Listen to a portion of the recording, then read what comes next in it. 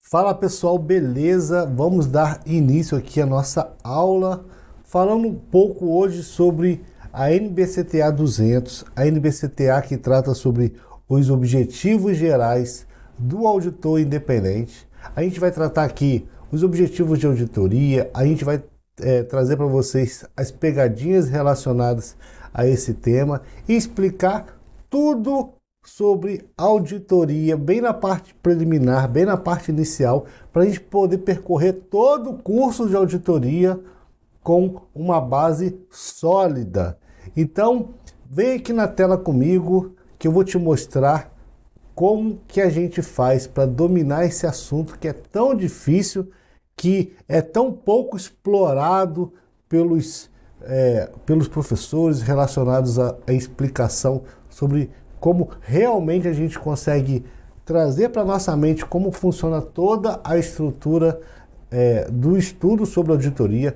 Tem hora que eu vou falar para vocês que eu estarei mergulhando especificamente sobre um tema e tem hora que eu vou estar tratando a auditoria de forma global. Mas agora eu quero que você saiba, principalmente, o que é uma auditoria e para que serve uma auditoria. Então, de uma forma geral, pessoal, a auditoria ela tem como obtenção e avaliação de evidências para a emissão de uma opinião com relação à adequação das demonstrações contábeis. Então, pense em auditoria como uma necessidade de você obter e avaliar as evidências encontradas lá na auditoria para a emissão de uma opinião com relação se aquelas demonstrações contábeis estão adequadas ou não. Você vai ver bastante isso aí nas questões, durante o nosso curso. E o objetivo dessa auditoria nada mais é do que aumentar o grau de confiança das demonstrações contábeis para os usuários externos lá dessa demonstração contábil, com a necessidade ali de uma avaliação independente que esses usuários têm da real situação da empresa.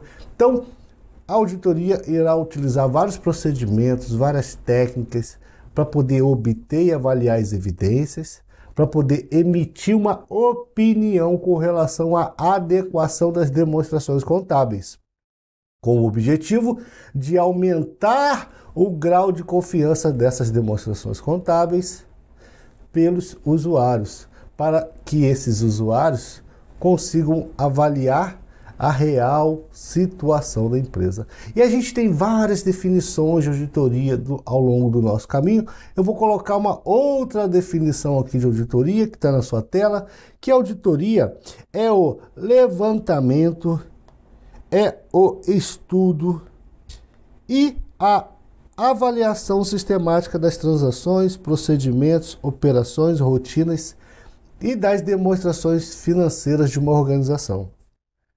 Nada mais é que o conjunto de procedimentos técnicos que tem por objetivo a emissão de um parecer sobre a adequação das demonstrações contábeis, consoante aí com os princípios da contabilidade, normas de contabilidade e no que for pertinente à legislação específica. Então, imagine uma auditoria lá na Petrobras e a gente não vai ter só a Lei 6404, as normas do CVM, nós teremos também legislações específicas sobre o negócio da demonstração contábil, a parte lá de petróleo. Existem algumas legislações que a Petrobras vai ter que colocar nas suas demonstrações contábeis e o auditor trazendo todo esse arcabouço de conhecimento e de necessidade das demonstrações contábeis, colocar aquilo como informação, o auditor vai trabalhar tudo isso e vai avaliar se as demonstrações contábeis estão adequadas, vai emitir opinião com relação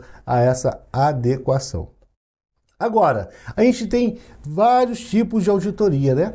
Eu quero reforçar com vocês as principais auditorias, que são as auditorias contábeis, ou auditoria financeira, auditoria de conformidade ou de asseguração e auditoria operacional, aquela auditoria que vai avaliar a gestão. Então, auditoria de gestão, de avaliação da gestão, a gente pode tratar também de auditoria de acompanhamento de gestão, auditoria contábil ou auditoria financeira, auditoria operacional e auditoria especial. Uma coisa que eu tenho que falar para vocês, que essas auditorias, exemplos de auditorias que eu estou colocando aqui na tela para vocês, elas não são taxativas, elas podem ter vários nomes dependendo da norma que você estiver usando. Então, se você estiver olhando, por exemplo, lá no TCU, o manual de auditoria lá do TCU, você vai encontrar alguns nomes diferentes. Se você estiver olhando do CGU, se você estiver olhando aí do TCE que você está estudando, você vai ver alguns nomes diferentes. Então, vou deixar esse slide aqui com vocês, mas assim, de forma bem rápida. Quando a gente está falando de auditoria de gestão, a gente está percebendo aqui que a gente vai avaliar a gestão como um todo, certificar a regularidade das contas, verificar ali a execução dos contratos, acordos, verificar a probidade na aplicação desses recursos, se esses recursos foram bem aplicados, se a gestão como um todo está trabalhando de forma correta. Se a gente estiver fazendo, por exemplo, uma auditoria numa prefeitura, será que ela está usando a lei de licitações? Hoje parece ser bem óbvio que vai usar a lei, né, de licitações para poder fazer um contrato. Mas se a gente for pensar que quando foi feita a lei de licitações, poderia não ser tão óbvio assim. Agora, se a gente está pensando dentro de uma empresa que trabalha, por exemplo, com gás natural, será que ela está em conformidade com a legislação específica que trata sobre gás natural? O auditor independente, na hora que estiver avaliando a gestão como um todo, ele vai emitir opinião sobre a adequação dessa gestão lá dessa empresa que ele foi contratado. Então, aqui, a auditoria da gestão, a gente vai pensar sobre a avaliação da gestão mesmo, assim, bem óbvio, né? Já a auditoria contábil, a gente vai estar olhando pelo viés ou da contabilidade específica ou da auditoria financeira. Então a gente vai estar mais voltado para os registros e documentos, registros contábeis, os documentos, por exemplo, como nota fiscal, registro de entradas, de saídas, coleta de informações com os bancos, com financeiras, relacionado ao empréstimo, a fornecedor, auditoria contábil e auditoria financeira. A gente tem a auditoria operacional, que a gente vai tratar da avaliação pelo viés da eficiência, eficácia, economicidade. Pessoal, aqui não é para a gente decorar, é só para a gente conhecer, ter um aspecto geral sobre isso, tá? Então, na auditoria de gestão, a gente vai avaliar a economia, a eficiência, a eficácia, a efetividade das atividades operacionais de uma empresa, verificar o desempenho dessa empresa, beleza? Já na auditoria financeira, a obtenção e avaliação das evidências relacionadas à demonstração contábil, ao caixa. Aí, para cada empresa vai ter sua especificidade que o auditor vai buscar essas informações. Mas pense bem óbvio pelo nome mesmo, tá bom? Não precisa se preocupar aqui em decorar, a gente vai ver bastante questões aí durante o nosso curso, mas lembre também que isso aqui não é taxativo, né? Para cada manual você vai ter um nome diferente, mas é bem legal que a gente já tenha esse conhecimento desde agora. Tem aqui o objetivo da auditoria que a gente trabalhou tanto tempo na sua tela. Então, o objetivo da auditoria é aumentar o grau de confiança nas demonstrações contábeis por parte dos usuários. E como que a gente aumenta esse grau de confiança? Como a gente aumenta? Isso é alcançado mediante a expressão de uma opinião pelo auditor sobre se as demonstrações contábeis foram elaboradas em todos os aspectos relevantes, tá bom? Todos os aspectos relevantes. Guarde essa informação. Em conformidade com a estrutura de relatório financeiro aplicável. Então perceba que O auditor, ele vai aumentar o grau de confiança nas demonstrações contábeis. De que forma? Emitindo uma opinião. Esse é o objetivo da auditoria.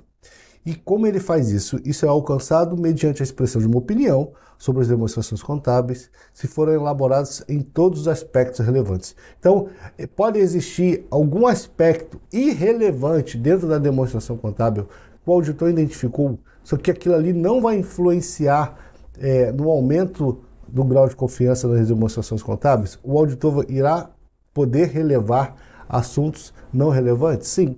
Porque ele só vai aumentar o grau de confiança dessas demonstrações contábeis se ele emitir uma opinião de que as demonstrações contábeis estão adequadas, foram elaboradas em todos os seus aspectos relevantes em conformidade com uma estrutura de relatório financeiro aplicável. O esqueminha que eu gosto de trazer para vocês, o objetivo da auditoria é aumentar o grau de confiança e com isso ele traz esse objetivo da auditoria na sua tela. Então, o objetivo da auditoria é aumentar o grau de confiança nas demonstrações contábeis por parte dos usuários.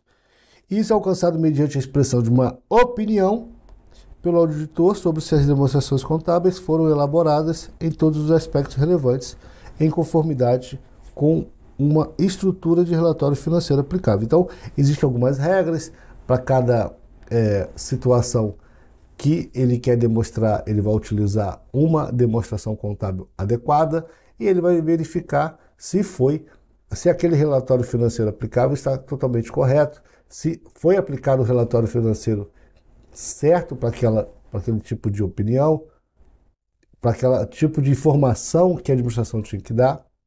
E para o auditor conseguir essa opinião, né, para ele poder expressar essa opinião, a auditoria ele deve ser conduzida em conformidade com as normas de auditoria e exigências técnicas relevantes.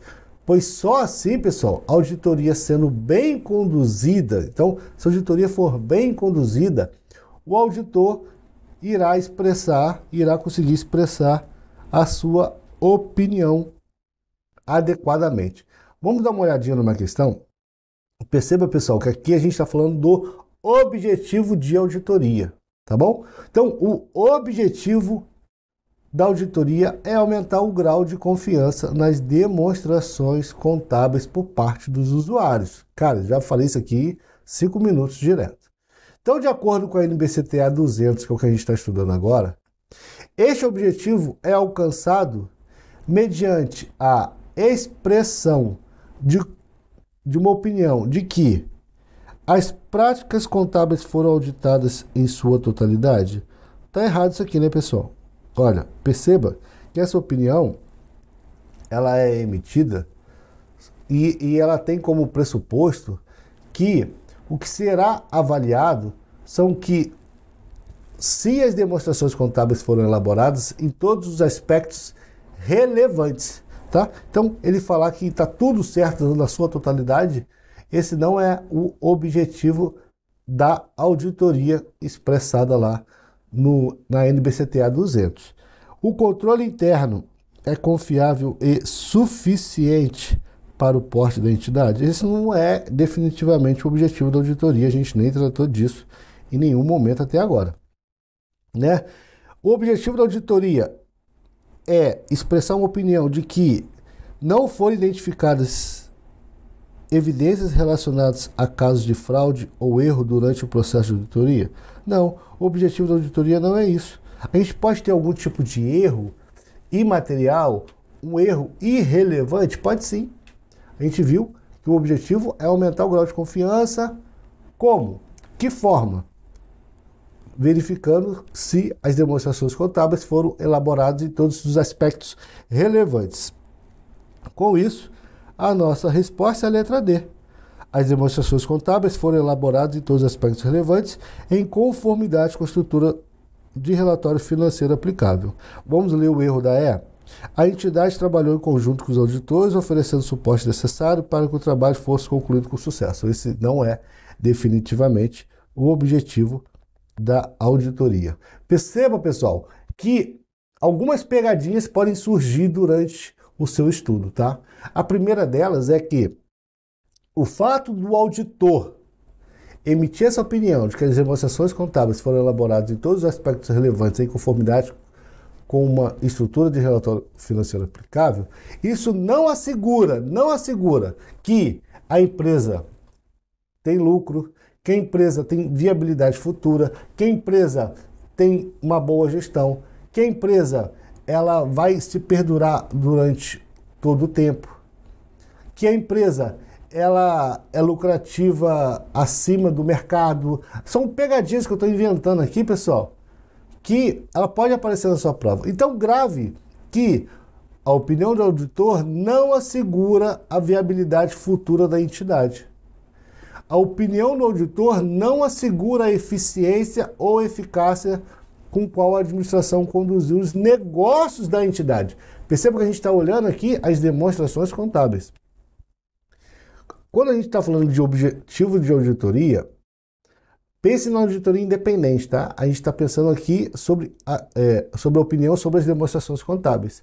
Às vezes a gestão poderia ter tomado posições melhores, poderia ter investido melhor no seu negócio. Isso não é o objetivo do auditor. A opinião de que está tudo ok nas demonstrações contábeis não assegura, por exemplo, a eficiência nos negócios feitos pela administração, nas escolhas dos fornecedores, nas melhores escolhas dos pontos de venda, nas estratégias empresariais da empresa. Isso não assegura a eficácia das suas decisões, não assegura a viabilidade futura da entidade. Se a empresa teve lucro, não significa que vai ser lucro consistente. Se aquela demonstração contábil teve prejuízo e a opinião pelo auditor diz que, tá certa a demonstração contábil, teve prejuízo mesmo, tá tudo certo, não significa que no outro ano vai ter prejuízo também, entendeu? Pode ser que tenha lucro no ano que vem. Então, cuidado, tá? Grave bem os objetivos da auditoria, grave bem, é aumentar o grau de confiança nas demonstrações contábeis para os usuários, emitindo uma opinião de que está em todos os aspectos relevantes, em conformidade com o relatório financeiro aplicável. Isso aí é muito importante e uma questão que caiu aí na nossa querida Banca FGV no concurso da Cefaz Amazonas em 2022. Então, primeira pegadinha eu já falei para vocês, a segunda pegadinha é a seguinte, olha, objetivo geral da auditoria, aumentar o grau de confiança nas demonstrações contábeis. Prometo que eu não vou falar mais isso, que toda hora eu falo isso para vocês. Agora, qual o objetivo geral do auditor independente? Cara, faça o seguinte, quando tiver a questão, marque, tá? Por exemplo, nessa questão aqui, ó, objetivo da auditoria. Beleza. Quando eu estiver olhando objetivo geral do auditor, opa, calma aí. Porque o objetivo geral da auditoria é aumentar o grau de confiança nas demonstrações contábeis. Já o objetivo geral do auditor é obter segurança razoável, é emitir um relatório com sua opinião. Então perceba que a gente vai trabalhar daqui a pouco essas definições, mas eu preciso desde já que você separe isso. Lembre-se, a gente vai fazer concurso. E as questões da prova vão trabalhar conhecimentos próximos que você pode confundir, e aí você está ali fazendo várias questões iguais, objetivos gerais da auditoria, objetivo geral da auditoria, e daqui a pouco aparece o objetivo geral do auditor e você erra. Então, o objetivo geral do auditor é obter segurança razoável. Sei que você gosta, né? Wilson, adianta logo aí. Qual é o objetivo geral do auditor independente? Vou trazer aqui na nossa tela. O objetivo geral do auditor independente é obter segurança razoável de que as demonstrações contábeis, como um todo, estão livres de estão livres de estão livres de distorção relevante. A gente vai estudar lá na frente. Esse D aqui me deixou doidinho. Então, o objetivo geral do auditor é obter segurança razoável de que as demonstrações contábeis estão livres de distorção relevante, se causados por erro ou por fraude. Então eu posso ter um erro ou fraude irrelevante e o auditor emitiu uma opinião que, poxa, obteve segurança razoável de que as demonstrações contábeis estão legais, estão livres de distorção relevante, independente se causasse por erro ou por fraude? Sim. Então você perceba que o auditor aqui está olhando aspectos relevantes. Porque assim, pessoal, esse auditor, com esse objetivo, né, de obter segurança razoável, então grave essa informação aqui, que a gente vai trabalhar bastante lá na frente, ele possibilita que ele expresse uma opinião sobre se as demonstrações contábeis foram elaboradas em todos os aspectos relevantes em conformidade com a estrutura do relatório financeiro aplicável, aquilo que a gente estudou lá atrás. Então, o objetivo geral do auditor é aumentar o grau de confiança, o objetivo geral da auditoria é aumentar o grau de confiança e o objetivo geral do auditor é obter segurança razoável de que as demonstrações contábeis, em todos os aspectos relevantes, estão livres de distorção relevante, independente se causado por erro ou por fraude. Beleza? Então, eu quero que nesse momento você só saiba que existe esse tipo de pegadinha. A outra pegadinha que a gente vai encontrar bastante é quando a gente estiver estudando auditoria interna, porque a auditoria interna vai trabalhar o objetivo geral da auditoria interna e o objetivo geral do auditor interno. Então, eu vou trazer aqui para vocês o objetivo geral da auditoria interna, que é agregar ao resultado da organização, então a palavra-chave é agregar, ao resultado da organização, apresentando subsídios para o aperfeiçoamento dos processos, da gestão, dos controles internos, por meio de recomendação de soluções para as não conformidades apontadas no relatório. Perceba que a auditoria interna ela está ali mais para agregar valor, né? E o auditor interno é para assistir a administração no cumprimento dos seus objetivos. Então, são essas pequenas informações que você vai lendo, vai relendo, vai encontrando questões e aí você vai começar a acertar mais, porque você vai identificar as pegadinhas ali logo de cara, porque você assistiu esse vídeo, você não vai precisar errar para poder aprender, você já vai chegar lá já sabendo as pegadinhas que você vai encontrar. Beleza? Então eu vou trazer uma questão aqui, pessoal. Posso trazer uma questão? Uma questão aí da FGV? Porque ele vai tratar o seguinte, ó. Os objetivos gerais do auditor independente, ele está lá situado na NBCTA 200, né? Assinale a opção que indica o objetivo da auditoria em relação à entidade auditada. Então aqui ele trabalhou o objetivo da auditoria novamente. Vamos ver as pegadinhas que a gente viu? Então tá lá, ó. O objetivo da auditoria é assegurar a viabilidade futura? Eu falei que não. Ó, a opinião do auditor não assegura nem a viabilidade futura, nem a eficiência ou eficácia com a qual a administração conduziu os negócios da entidade. Então, assegurar a viabilidade futura? Não. Ele não faz isso. Comprovar a eficiência com a qual a administração conduziu os negócios? Também não. Ele não comprova nem a eficiência, nem a eficácia.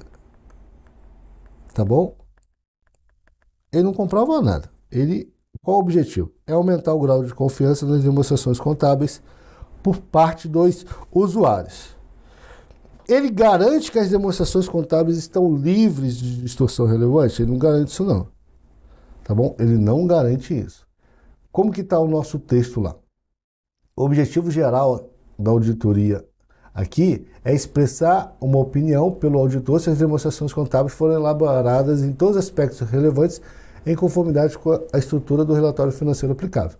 Mas o objetivo da auditoria é o quê? É aumentar o grau de confiança nas demonstrações contábeis por parte dos usuários. Esse tipo de questão aqui, ele tem como finalidade tentar trazer uma pegadinha ali mas que você não vai cair, porque eu já estou aqui frisando bastante. Aumentar o grau de confiança das demonstrações contábeis por parte dos usuários é o objetivo da auditoria. Já o objetivo do auditor,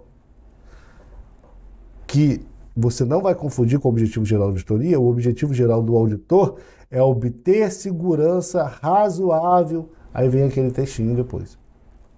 Beleza? Então, tá errado a D. Opinar sobre a eficácia do controle interno não é esse o objetivo da auditoria. A gente não estudou isso até agora. Pessoal, tá aqui no seu texto, né? Perceba que o objetivo da auditoria ele não tem como objetivo e ele não assegura a viabilidade futura da entidade, nem a eficiência nem a eficácia da administração na condução dos seus negócios. Uma outra informação bem importante aqui, pessoal, que tem muita gente que confunde, né? O auditor ele não elabora as demonstrações contábeis, tá? Ah, mas ele pode elaborar de forma conjunta? Não, o auditor ele vai pegar as demonstrações contábeis e vai expressar uma opinião, tá bom? Quem faz lá a parte das demonstrações contábeis é a administração. Ele também não tem como objetivo detectar e prevenir erros e fraudes. Não, esse não é o objetivo da auditoria nem do auditor, tá bom? O objetivo do auditor naquele momento ali não é detectar e prevenir erros e fraudes. E nem é elaborar as demonstrações contábeis. Então, as questões vão trabalhar isso. Ó, aqui a questão trabalhou, a questão aí da Cefaz DF, a opinião do auditor sobre as demonstrações contábeis assegura a viabilidade futura da entidade. Deus me livre, guarda, isso aqui está muito errado. Né? Não assegura, a gente acabou de ver aí. Perceba que a gente está estudando NBCTA 200, vamos estudar várias outras NBCTAs, mas você tem que ter em mente que não assegura a eficácia da administração, nem a viabilidade futura. Isso aí você sabe que não é esse objetivo da auditoria e nem tem como finalidade essas situações em tela. Pessoal, agora, preste atenção. Quando a gente fala de auditoria, ele tem que seguir algumas normas, né? A legislação aplicável àquele negócio, a Lei 6404, alguns CPCs, né? As NBCTAs também servem como guia, mas ela não impõe, presta atenção, as NBCTAs, elas não impõem responsabilidades à administração ou responsáveis pela governança. E as NBCTAs, elas não sobrepõem as leis e regulamentos que governam as suas responsabilidades. Então, você está fazendo uma auditoria lá, as NBCTAs, elas não impõem nenhuma responsabilidade de administração e não se sobrepõem às leis do país. Beleza? Isso aí é tranquilo. Contudo, né, a auditoria em conformidade com as normas da auditoria é conduzida com base na premissa de que a administração e, quando apropriados, responsáveis pela governança, têm conhecimento de certas responsabilidades que são fundamentais para a condução da auditoria. Então, quando a gente está estudando aqui, a gente vai perceber que o auditor, ele precisa de algumas informações, ele precisa expressar essa opinião por intermédio, por exemplo, de pedir uma carta de responsabilidade, de um acesso por um procedimento, de um acesso a uma informação financeira. Apesar da administração ela não ter nenhum tipo de responsabilidade imposta pela NBCTA, mas como ela precisa de que as demonstrações contábeis dela sejam avaliadas por um auditor independente, ela tem que ter já conhecimento prévio, né? Ela tem que ter conhecimento de que o auditor ele precisa de algumas informações que as NBCTAs exigem para poder emitir uma opinião de forma adequada. Então ele coloca aqui, ó, auditoria em conformidade, né?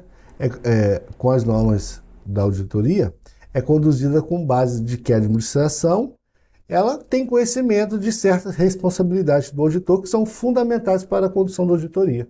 Então a gente vai ver lá, por exemplo, carta, representação formal, os procedimentos mesmo relacionados à a circularização de informação, de pedido de informação. A administração tem que saber que, para poder ser conduzida uma auditoria de forma adequada, o auditor tem algumas responsabilidades impostas pelas NBCTAs, e se ela não corresponder às expectativas criadas para poder ser feita uma boa auditoria, o auditor não vai poder emitir essa opinião de forma adequada, não vai poder, por vezes, nem emitir opinião. Então, grave essa informação.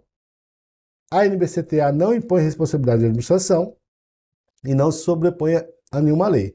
Porém, a administração tem que ter conhecimento de que certas responsabilidades que são fundamentais para a condução da auditoria, ela tem que ter esse conhecimento de que o auditor tem algumas responsabilidades e, para poder ser feita uma auditoria em conformidade com as normas de auditoria, ela tem como premissa de que a administração tem esse conhecimento. Beleza? Então é isso. Ó, vem aqui para mais uma informação. Tá aqui, ó. A auditoria das demonstrações contábeis também não exime dessas responsabilidades a administração ou os responsáveis pela governança. O que esse item aqui na NBCTA 200 está falando o seguinte.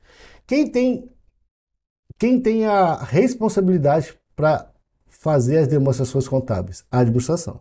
A administração, ela é responsável pela demonstração contábil.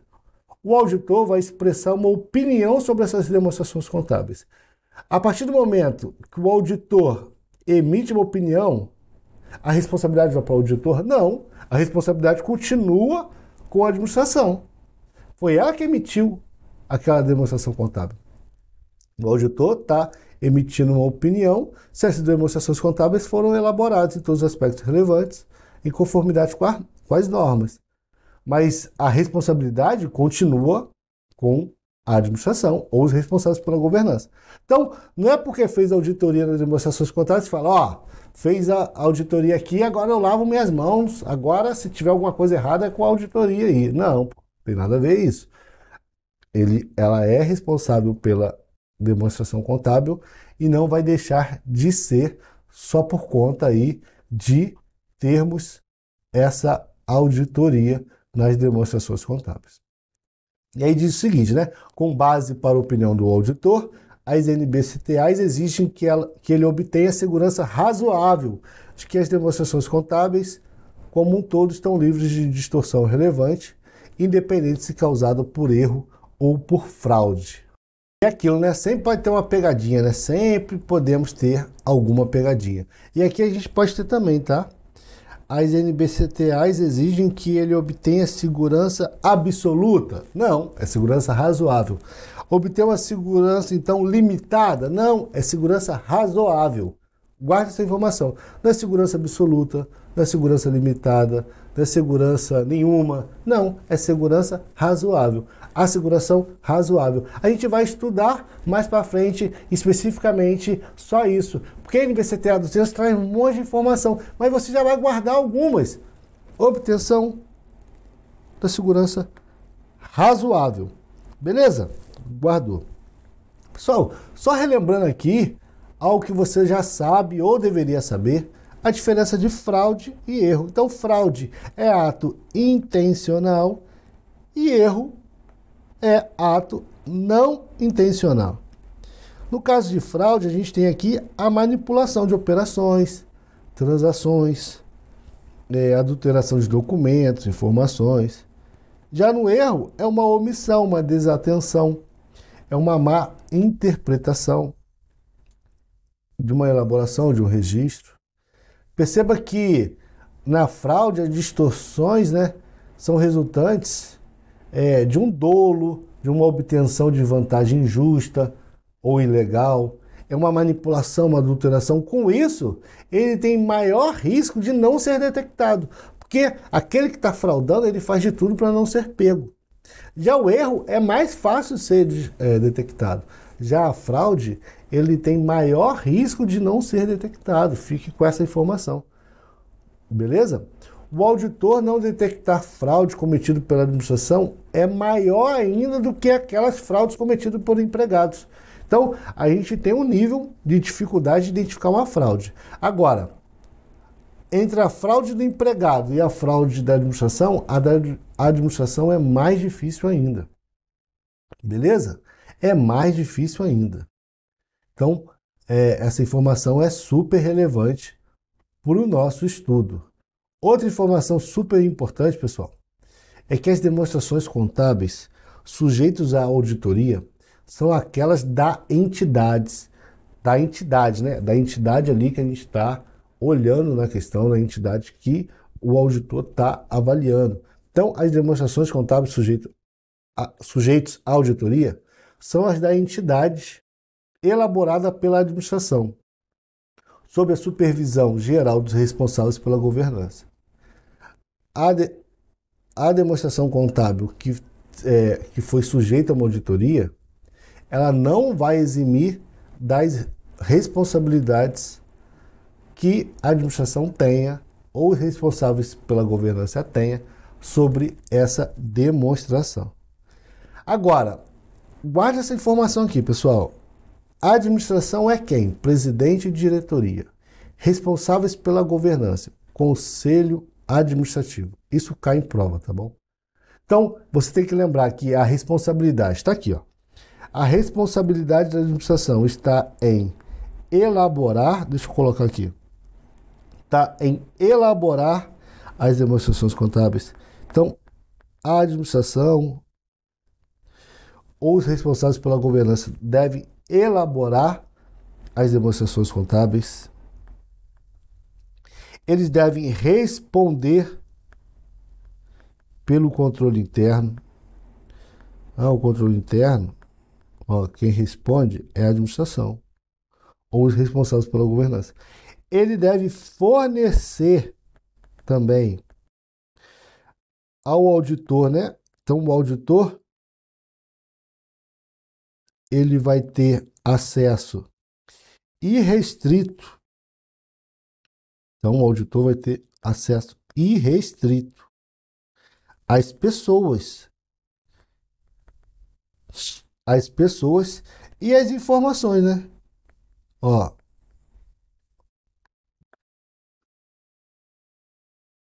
A pessoas e informações.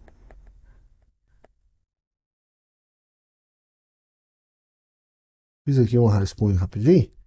Beleza? Então ele vai elaborar as demonstrações contábeis, responder pelo controle interno, ter acesso irrestrito às pessoas, né? A administração vai fornecer esse acesso ao auditor. Perceba que a gente tem aí essas responsabilidades que a governança, os responsáveis pela administração vai ter que fornecer aí ao auditor, independente dessa demonstração contábil ser sujeita à auditoria, isso não exime a administração responsável pela governança das suas responsabilidades. Deixa eu mostrar uma questãozinha aqui, pessoal, que caiu assim, ó. A elaboração e adequação adequada apresentação das demonstrações contábeis, de acordo com as práticas contábeis adotadas no Brasil e com os controles internos que foram determinados como necessários para permitir a elaboração das demonstrações contábeis livres de distorção relevante, são responsabilidade.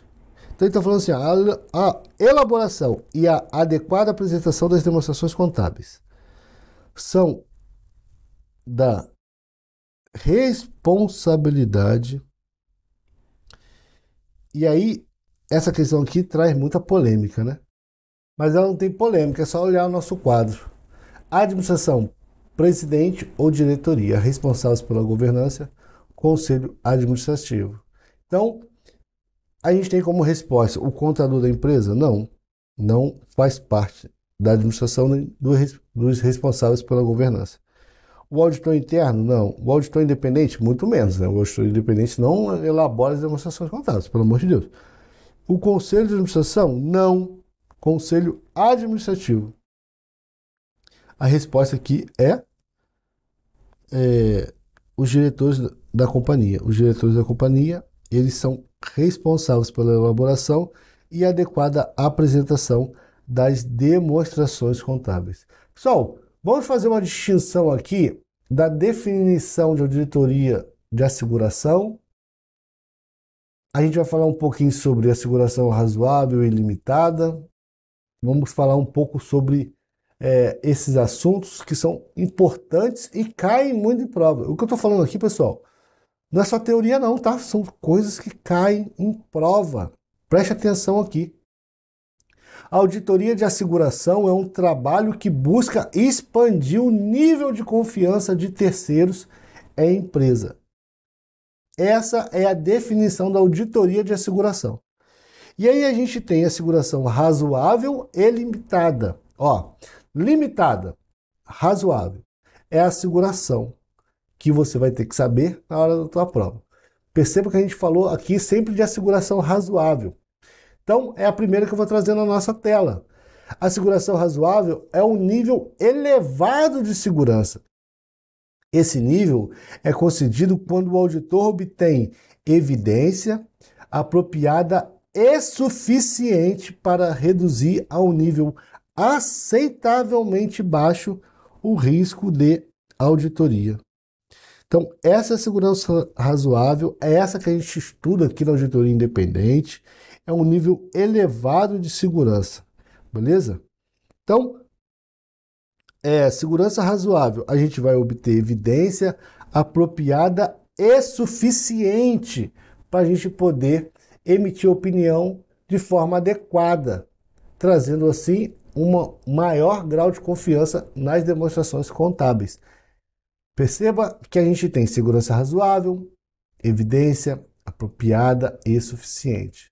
Agora, quando a gente fala de asseguração razoável, pessoal, ela não é um nível absoluto de segurança, porque há limitações inerentes a uma auditoria. A gente tem limitação de custo, de tempo, a gente tem algumas limitações que é impossível, pessoal. O próprio negócio, ele traz riscos relacionados a um erro, a algumas situações que é impossível a gente ter segurança absoluta.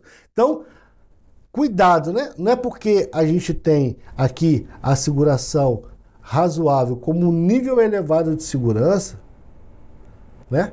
Que é concedido quando o auditor obtém evidência de auditoria apropriada e suficiente para reduzir a um nível aceitavelmente baixo o risco de auditoria, que você vai lá marcar na prova de que a asseguração razoável é um nível absoluto de segurança. Não, é um nível elevado, mas não é absoluto, né?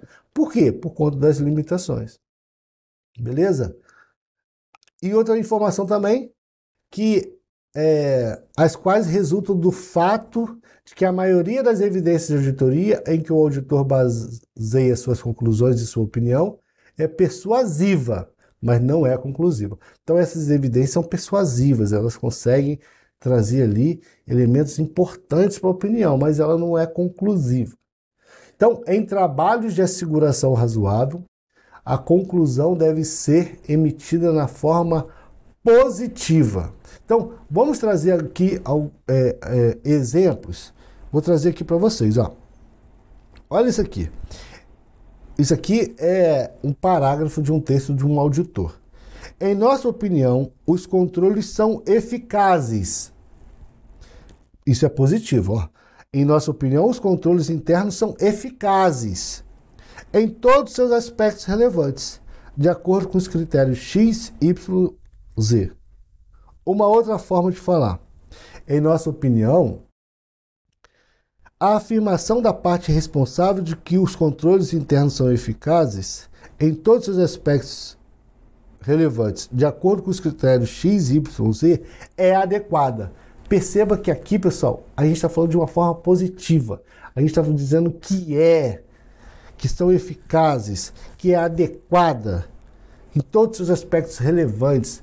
A opinião do auditor, quando a gente fala aqui de asseguração razoável, que a gente percebeu aí que, por definição, traz um nível elevado de segurança. Esse nível é conseguido quando? Quando o auditor ele consegue obter evidência de auditoria apropriada e suficiente. Com isso, reduz para um nível aceitavelmente baixo o risco de auditoria.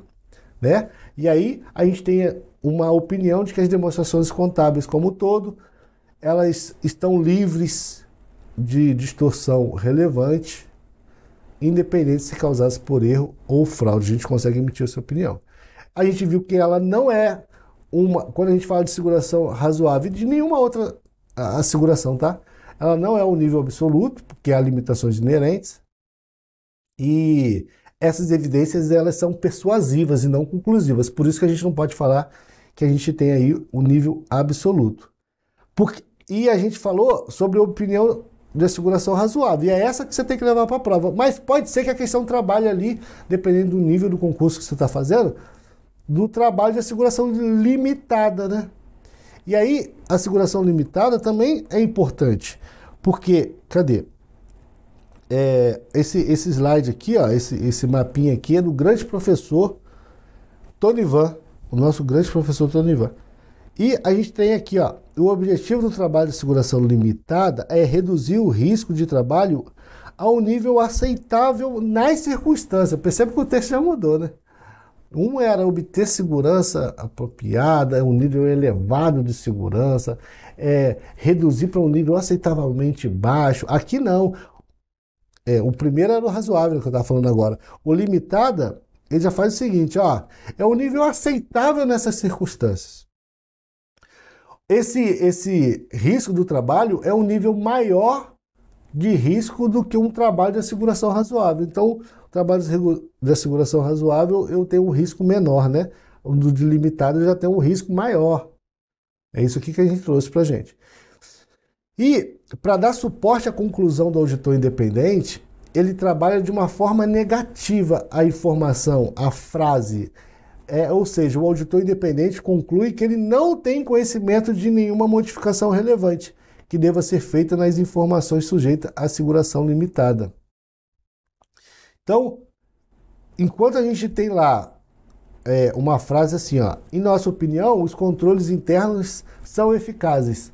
Essa é a opinião de asseguração razoável.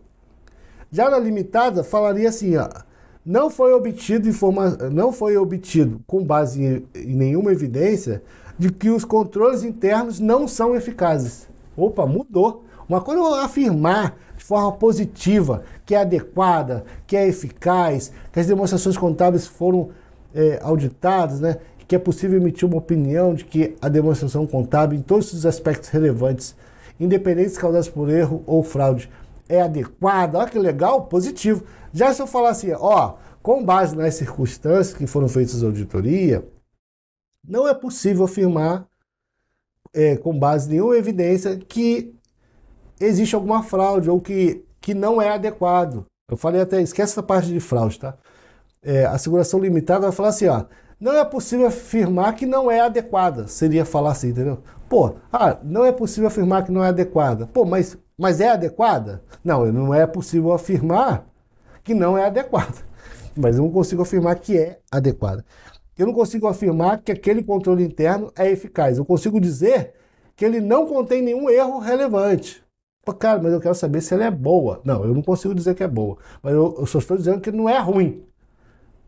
Assim, serve. Mas não é igual a asseguração razoável, né? E aí você vai lembrar, a asseguração razoável é uma opinião emitida de forma positiva.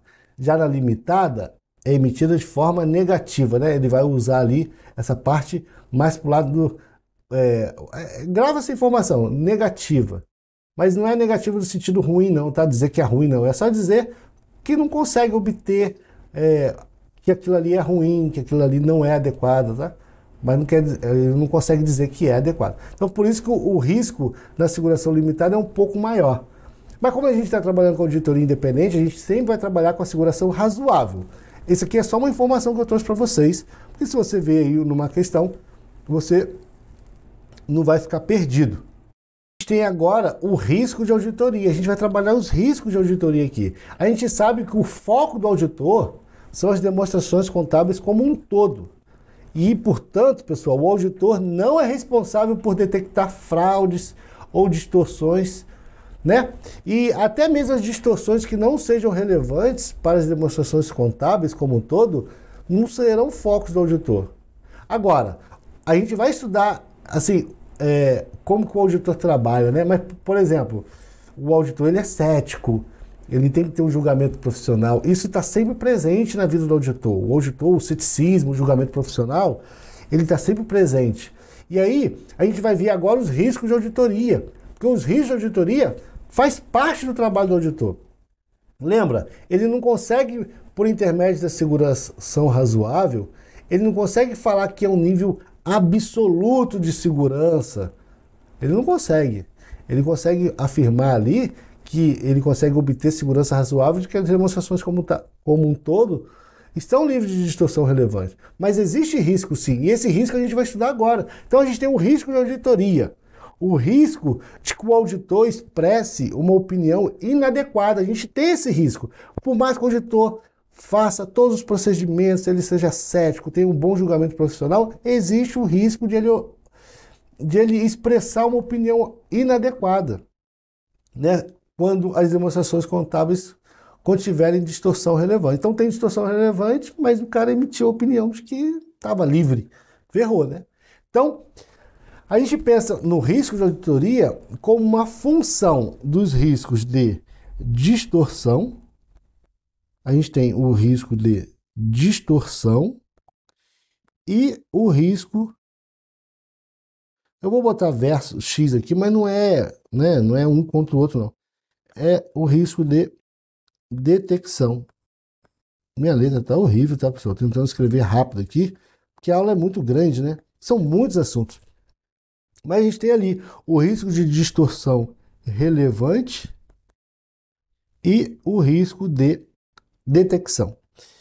E o risco de detecção é o risco de que os procedimentos executados pelo auditor para reduzir o risco de auditoria a um nível aceitavelmente baixo não detectem uma distorção existente que possa ser relevante, individualmente ou em conjunto com as outras distorções. Então, o auditor aplicou um procedimento, por exemplo, de inspeção, o auditor aplicou um procedimento de revisão analítica, de reexecução. A gente vai estudar isso lá na frente, mas mesmo ele aplicando procedimentos que o julgamento profissional dele identificou como mais relevante e adequado para aquela situação, com o objetivo de reduzir o risco de auditoria a um nível aceitavelmente baixo, pode ser que passe.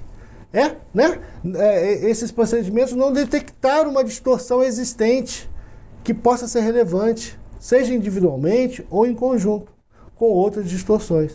Então, o risco de detecção é esse, é o risco dos procedimentos pelo auditor. Grave isso. Então, risco de detecção é o risco de detecção das escolhas dos procedimentos do auditor. Já o risco de distorção relevante é o risco de que as demonstrações contábeis contenham distorção relevante antes da auditoria. Então, se eu for colocar numa linha aqui, ó, você tem os lançamentos contábeis, o controle interno agindo, né? Então aqui vamos botar assim, janeiro, aí aqui dezembro, você tem a demonstração contábil e a partir daqui você tem a auditoria independente. Então você tem aqui a auditoria independente, né? O risco de detecção é o risco de que os procedimentos do auditor independente para detectar ou para trazer a um nível aceitavelmente baixo e reduzir esse risco de auditoria, né? Porque a gente sabe que o risco sempre vai existir, mas a gente quer reduzir esse risco de auditoria aplicando procedimentos corretos, ainda assim, não detectou nenhuma distorção relevante. Poxa, que triste. Então, a gente tem aí o risco de detecção nesse momento, né? Tá horrível minha letra, mas você já entendeu. Você vai fazer aí, né? Porque não adianta você ficar olhando e só ficar dando print na minha tela. Você tem que escrever também, cara. Escrever faz bem, você explicar para você mesmo, né? Isso aí é super importante, não precisa nem dizer, né? Então, risco de detecção é lá. Agora, risco de distorção relevante é o risco de que as demonstrações contábeis contenham distorção relevante antes mesmo de começar a auditoria. Então, ó, antes. Então, o risco de distorção relevante está por aqui, ó. E aí, a gente vai tratar algumas situações, mas eu quero trazer alguns conceitos para vocês, né? Definições importantes. O objetivo refere-se àquilo que a auditoria pretende alcançar. Então, o objetivo é aquilo que a auditoria pretende alcançar. Ela determinará o tipo e a natureza da auditoria e condiciona a determinação do escopo e a metodologia a ser aplicada. Então, se a gente está fazendo uma auditoria específica nas demonstrações de fluxo de caixa, eu vou aplicar procedimentos e eu vou determinar escopo e a metodologia para aquele tipo de auditoria que eu quero fazer na demonstração de fluxo de caixa. Já se eu estiver fazendo uma auditoria na demonstração lá do balanço patrimonial, eu vou utilizar um outro escopo, uma outra metodologia, vai determinar o tipo e a natureza da minha auditoria. Isso é super importante, essa informação aqui, antes de eu continuar com vocês. Agora, pessoal, nós, em uma aula específica, nós trataremos só de risco de auditoria. A gente falou aqui do risco de detecção, que é o risco que está relacionado do auditor não detectar uma distorção relevante. E o risco de distorção relevante é o risco de que as demonstrações contábeis contenham erro, contenham distorções, né, relevantes. Esquece a palavra erro que eu falei. Então, o risco de distorção relevante é o risco de que as demonstrações contábeis contenham distorção relevante antes da auditoria. Eu posso defini-la de duas formas. O risco de distorção relevante, pensa comigo, eu posso trabalhar o risco de distorção relevante pelo risco do próprio negócio. Então, um risco inerente ao próprio negócio, é um risco natural do processo, antes de qualquer tipo de controle. Imagine, por exemplo, um lançamento contábil. Vamos pegar um caso. O contador pode errar. Não pode errar? É um risco natural do processo. Na contabilidade lá do estoque, ele pode errar. Ele pode errar. A contabilização do estoque. Perceba que é um risco natural do processo antes de qualquer tipo de controle. Agora, existe o controle interno, que é para você criar processos e mecanismos para que esses erros não aconteçam toda hora. Ou se aconteça, seja trabalhado de forma para que não aconteça de novo.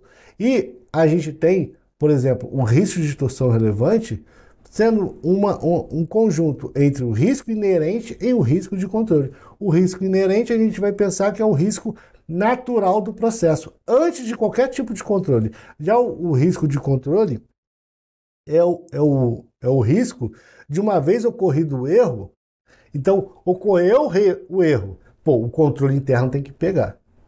O natural é que o cara possa errar. Beleza, ele pode errar? Pode errar. Ele pode contabilizar o estoque errado? Pode. Mas o controle interno tem que ter mecanismo para poder identificar esse erro.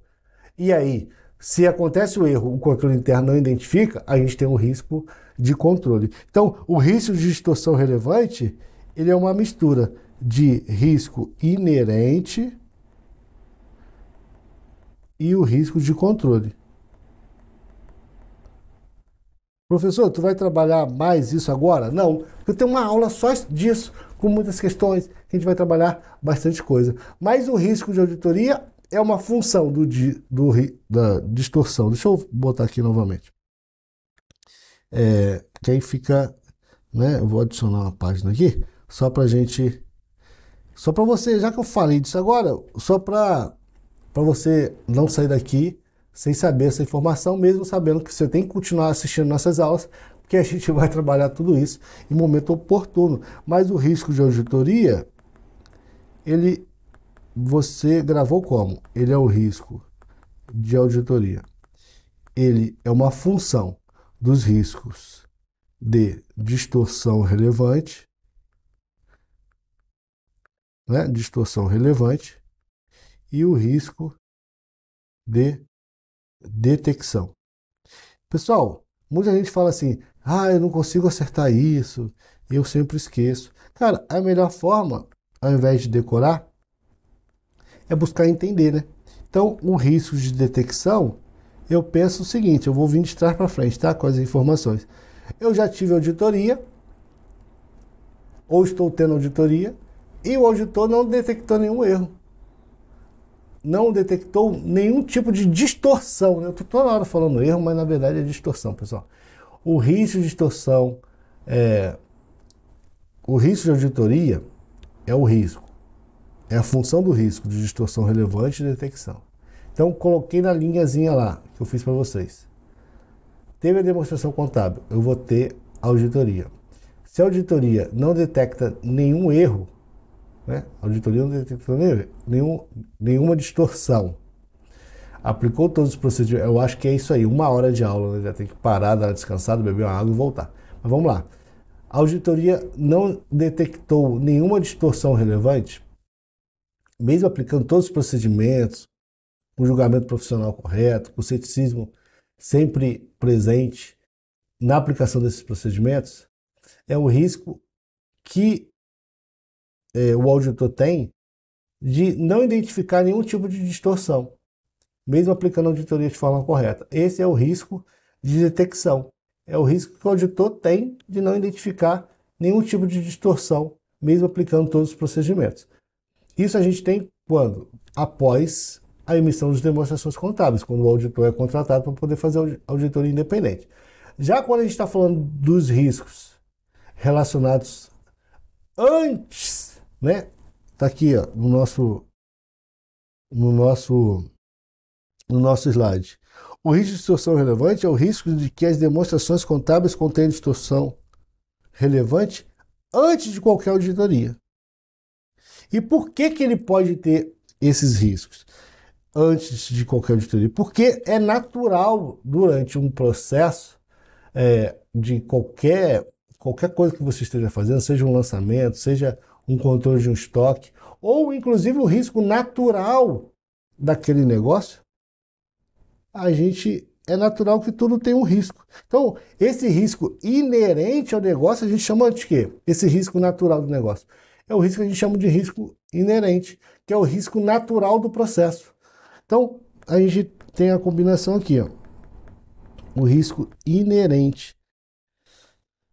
Então, esse risco inerente é o risco natural do processo sem qualquer tipo de controle. Mas, poxa, a gente precisa de um controle interno, a gente precisa identificar possibilidades de erros, prevenir fraudes. Então, quando a gente está falando do risco natural do processo, sem pensar em controle, a gente está falando do risco inerente. Agora, quando a gente já está trabalhando com o controle, né, a gente já tem um controle interno bem definido, e a gente teve um erro, teve uma fraude, né? E o risco, uma vez ocorrido, aconteceu aquele erro, aquela fraude, vai gerar uma distorção relevante e o controle interno não detecta, aí a gente fala que é um risco de controle. Beleza? Então, essa informação é super relevante para a gente. Pessoal, quero trazer essas definições aqui para a gente poder terminar a aula e conseguir depois trabalhar bem outros assuntos relevantes aí no nosso estudo de auditoria. Algumas pessoas não têm, né, essa facilidade com os termos. Então, por exemplo, quando a gente fala de escopo, é a delimitação estabelecida para o trabalho. Ela faz referência ao objeto e aos critérios que os auditores utilizarão para avaliar e relatar acerca do objeto. E está diretamente relacionado com os objetivos. Então, se eu quero fazer uma auditoria nas demonstrações de fluxo de caixa, eu tenho que escolher o escopo de forma que a auditoria seja objetiva, porque a gente tem limitação de tempo, de custo. E aí, o objeto, os critérios que os auditores utilizarão para avaliar e relatar acerca do objeto, ela está diretamente relacionada com esse objetivo, que é fazer a demonstração, por exemplo, do fluxo de caixa. Se eu vou fazer a demonstração contábil, eu vou fazer a auditoria em todas as demonstrações contábeis, você vê que o meu escopo vai ser um pouco maior. Os critérios que eu vou utilizar vai ser maior. Isso também está relacionado com as limitações que eu tenho. Limitação de custo, de tempo. Então, é muito importante que o julgamento profissional do auditor ele estabeleça um escopo adequado, beleza? Então, são informações assim que eu quero trazer para vocês. A abordagem que ele vai utilizar vai ser como, né? Nessa abordagem, ele vai descrever a natureza e os procedimentos a serem aplicados. Para quê? Para poder reunir evidência de auditoria apropriada e suficiente. Não adianta ele fazer uma abordagem que não está relacionado com as evidências que ele vai encontrar para poder emitir uma opinião adequada. Então, ele vai fazer uma abordagem descrevendo a natureza e os procedimentos que ele irá aplicar para poder obter essa evidência de auditoria apropriada e suficiente para poder emitir as opiniões dele. Outra informação bastante importante em relação a essa abordagem, que os procedimentos têm que estar totalmente relacionados ao escopo escolhido, né? O objetivo ele nunca pode ser perdido de vista. Isso é super importante. Já o objeto, ele refere-se à informação, condição ou atividade que é mensurada ou avaliada de acordo com os critérios. Algumas definições que eu trouxe aqui para vocês, que eu quero deixar aqui no slide, você vai lendo e vai identificando. Distorção é a diferença entre o valor, a classificação, a apresentação ou a divulgação de uma demonstração contábil relatada. E o valor, a classificação, a apresentação, que é exigida para o item esteja de acordo com a estrutura do relatório financeiro aplicável. Então, quando a gente está falando de distorção, a gente não está falando só de valor, né? A gente pode estar falando, por exemplo, da classificação. O ativo imobilizado está classificado ativo circulante. Mas por quê? Esse terreno está lá no ativo circulante. Por quê? Esse terreno está na propriedade para investimento. Ele está no imobilizado. Por quê? Esse terreno está tendo depreciação. Então, para cada situação, a gente pode ter uma distorção relacionada a valor, a classificação, a apresentação, a divulgação que está dessa demonstração contábil também. Por exemplo, a gente tem o lucro aparecendo lá na DVA, como o receita e despesa lá no BP. Alguma coisa assim, sabe? Que está sendo divulgado de forma inadequada, ou então a gente necessita que na nota explicativa venha uma informação relevante que é exigida lá no CPC e não veio. Está sendo classificado de forma errada, por exemplo, era para ser classificada a valor justo, aí foi classificado a valor de custo, e a gente pode ter essas informações que a gente chama de quê? De distorção, porque é a diferença do que era para ser e o de que está sendo. E a gente sempre tem que pensar, né, que a distorção ela pode ser originada por fraude ou por erro. E o julgamento do auditor vai identificar também se aquilo ali é relevante ou não. A gente pode ter distorção que não é relevante. E aí, para cada situação, pode ser definidos critérios diferentes. Em alguns casos vão ser definidos valores. Então, poxa, abaixo de 20 mil reais eu vou considerar como irrelevante, porque a gente está trabalhando aqui com um faturamento de R$500 milhão. Ou então a gente vai falar que a classificação errada de um único carro que foi classificado por valor justo ao invés de valor de custo, ou uma doação que foi recebida por valor de custo, sendo que era para ser por valor justo, isso não vai influenciar significativamente a adequada elaboração das demonstrações contábeis, e isso não vai afetar. Então isso aí é irrelevante, logo eu não vou dar uma opinião de forma inadequada, né? Dizendo que aquela demonstração contábil foi inadequada, porque eu vou estar sempre olhando os aspectos relevantes. Então, a distorção ela sempre vai ser trabalhada assim. O que eu queria achar, o que eu achei, se aquilo é relevante ou não. O julgamento profissional do auditor vai identificar isso de acordo com os critérios estabelecidos, né? Ele vai ter que descrever esses critérios, ele vai ter que descrever isso tudo no seu relatório de auditoria, e a gente tem que ter consciência de que essa distorção ela pode ser causada por erro ou por fraude.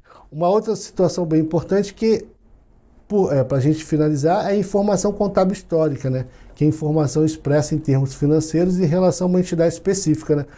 Se a empresa não abriu naquele momento, ela tem uma história. E essa informação contábil histórica é muito importante. Ela é derivada principalmente do sistema contábil da entidade, a respeito de eventos econômicos ocorridos em períodos passados ou de condições ou circunstâncias econômicas em determinada data no passado. Então, informação contábil histórica é isso, é o passado da empresa relacionado e expresso em termos financeiros. Então, eu vou trazer uma questão aqui para você, pessoal, que está aqui, ó. Ele fala assim, ó, a definição desses dados refere-se ao conceito de, a gente precisa ler a informação que ele está dando e identificar qual das 5 alternativas é a resposta. A respeito de eventos econômicos ou de condições ou circunstâncias econômicas ocorridas em determinada data, o auditor utiliza no exercício de sua atividade profissional dados expressos em termos financeiros em relação a entidade específica. Então, a definição desses dados se refere-se ao conceito de risco de auditoria. Não, a gente já trabalhou aqui risco de auditoria, não é premissa contábil, não é asseguração razoável, é informação contábil histórica, porque distorção é aquilo, distorção é a diferença entre o valor que você encontrou e aquilo que deveria estar presente lá de acordo com a estrutura do relatório financeiro aplicável. Já a informação contábil é essa informação expressa em termos financeiros. E isso cai. Você vê aí que a CESP cobrou essas definições. Baixa o slide aí, dá uma lidinha, tenta montar um mapinha legal, que você não erra esse tipo de questão. Quando a gente está falando de risco de auditoria, né? A gente falou o quê? Porque a gente trabalhou aqui risco de auditoria. A gente falou que é o risco que o auditor tem de expressar uma opinião de auditoria inadequada, quando houver distorção relevante. Nem a melhor estratégia do mundo é capaz de eliminar esse risco, que está ligado à opinião do auditor. Ele pode ser reduzido, mas jamais eliminado. O auditor ele consegue reduzir, mas jamais eliminar. E a gente tem o risco inerente, que é a suscetibilidade de uma informação a respeito de uma transação. A gente está aqui, pessoal, falando daquela situação que a gente falou, né? A gente tem o risco de auditoria, que a gente tem o risco de detecção com o risco de distorção relevante. O risco de distorção relevante, ele é dividido em dois, o risco inerente e o risco de controle. Eu decidi colocar aqui no slide para você ter esse conhecimento desde agora. Então, o risco inerente é a suscetibilidade de uma informação a respeito de uma transação, saldo contábil ou divulgação. Há uma distorção que possa ser relevante antes de considerada, né, antes da consideração de quaisquer controle relacionado. Então, quaisquer controles relacionados, você vai ter ali esse termo-chave para você identificar o risco inerente, que é o risco natural de qualquer tipo de negócio. Já quando a gente identifica o erro e o controle interno não consegue criar mecanismo para esse erro não acontecer ou ser identificado, aí a gente tem um risco de controle, que é o risco de que uma distorção que possa ser relevante em uma afirmação não seja prevenida. Então, é o risco de que uma distorção possa ocorrer em uma afirmação e que ela não seja prevenida, detectada e corrigida tempestivamente pelo controle interno. Fechou esse assunto? Pô, legal, né? Além disso, pessoal, os riscos de distorção relevante, que é o risco inerente combinado com o risco de detecção, esses riscos eles podem existir em dois níveis. No nível geral da demonstração contábil, e aqui a gente está falando do balanço patrimonial, da DRE, da DMPL, da DFC, a gente está falando aqui do nível geral da demonstração contábil. Mas também ela pode ocorrer no nível da afirmação para classes de transações, saldos contábeis e divulgações. Que é o seguinte, pô, é o risco ali na hora de contabilizar uma receita, uma despesa, na hora de classificar uma provisão, na hora de classificar um ativo intangível. Você vê que não está em toda a demonstração contábil, não está no nível geral, mas no nível de uma afirmação ali, de uma transação específica, de um saldo contábil, de uma divulgação na nota explicativa. Então, esse risco de distorção relevante está nos dois, tá? Está tanto no nível geral da demonstração contábil quanto no nível da afirmação. E aí a banca vai falar que não está, né? Que só está em um, que não está no outro. Aquela coisa que a banca gosta de falar. As distorções são consideradas relevantes se for razoável esperar que elas influenciem as decisões econômicas dos usuários tomadas com base nas demonstrações contábeis. Então, o auditor vai ter que ter esse julgamento para poder identificar. Ela só é relevante se for razoável esperar que elas influenciem as decisões econômicas dos usuários. Então, não é relevante porque o auditor quer, é porque ele identificou dentro do seu julgamento de que aquela informação era dela, é razoável esperar que ela vá influenciar nas decisões econômicas dos usuários, tomadas como base nas demonstrações contábeis. Então, é relevante se for esperar que aquela informação vá ali fazer parte de uma decisão dos usuários que utilizam a demonstração contábil para poder tomar decisões. Se o auditor identificar que aquela informação ela não influencia, ele pode afirmar no julgamento do auditor de que aquela distorção pode não ser relevante e com isso não vai influenciar ali na opinião dele. Beleza? Continuando aqui, pessoal, a opinião do auditor considera as demonstrações contábeis como um todo também. E, portanto, o auditor não é responsável pela detecção de distorções que não sejam relevantes para as demonstrações contábeis como um todo. A opinião do auditor, por outro lado, não assegura a viabilidade futura da entidade, nem a eficácia ou eficiência com a qual a administração conduziu os negócios da entidade. Isso aí a gente já estudou. Vou continuar aqui. Pessoal, as NBCTAs, elas exigem que o auditor exerça o julgamento profissional a todo momento. Ele tem que fazer o julgamento depois, a experiência do auditor, Ele espera isso dele, E a NBCTA exige que o auditor faça julgamento profissional a todo momento. E que também mantenha o ceticismo profissional ao longo de todo o planejamento e execução da auditoria, entre outras coisas.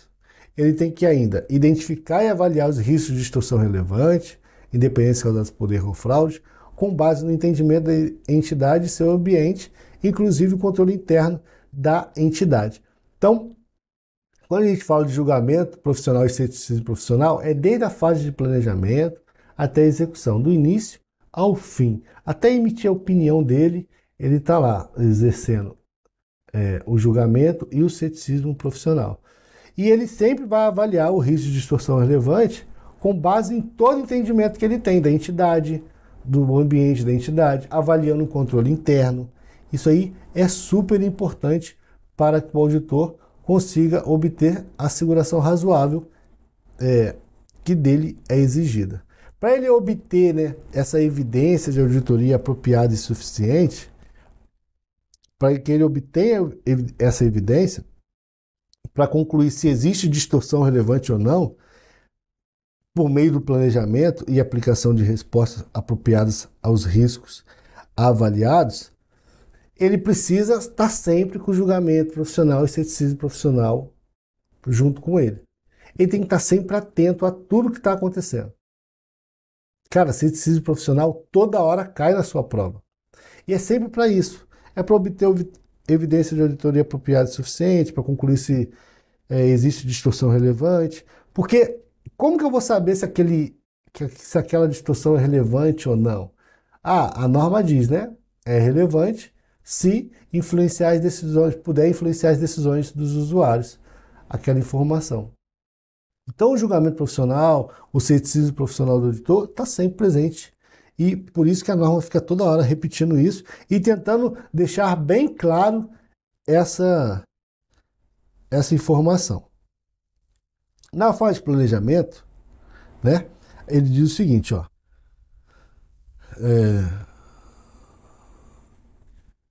que ele estava dizendo o seguinte, que para poder ter um bom planejamento, ele tem que escolher bem os procedimentos com base no julgamento profissional, de forma que ele consiga opinar a respeito das demonstrações contábeis com base em conclusões obtidas das evidências das auditorias obtidas.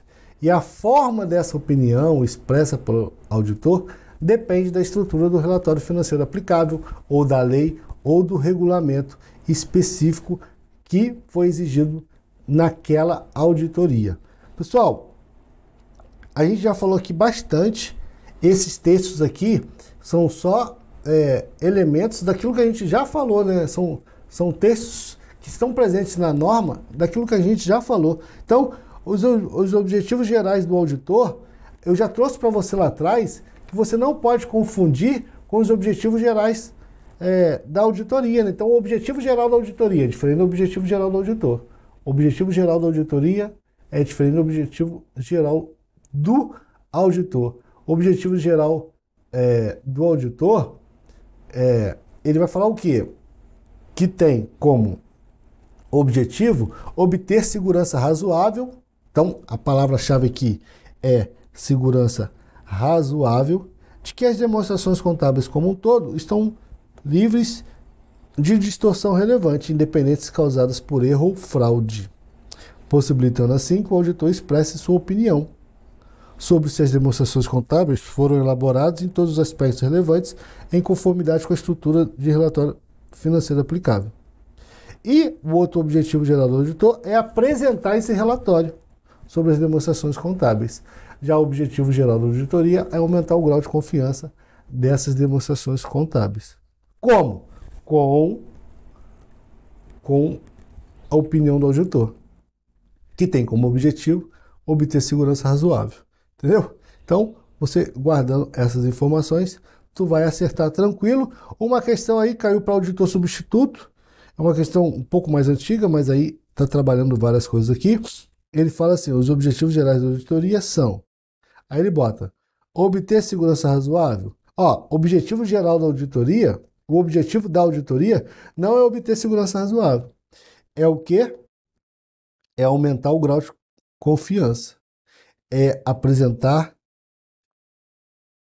relatórios sobre as demonstrações contábeis e comunicar-se como exigido pelas NBCTAs em conformidade com as constatações do auditor. Os objetivos da auditoria são isso? Não. Ah, pegadinha. É que olhando o slide aqui é mole, né? Objetivos gerais do auditor, obter segurança razoável e apresentar relatório sobre as demonstrações contábeis. Mas aqui, pessoal, pegadinha. A 1 e a 2 é o objetivo geral do auditor. Objetivo geral do auditor.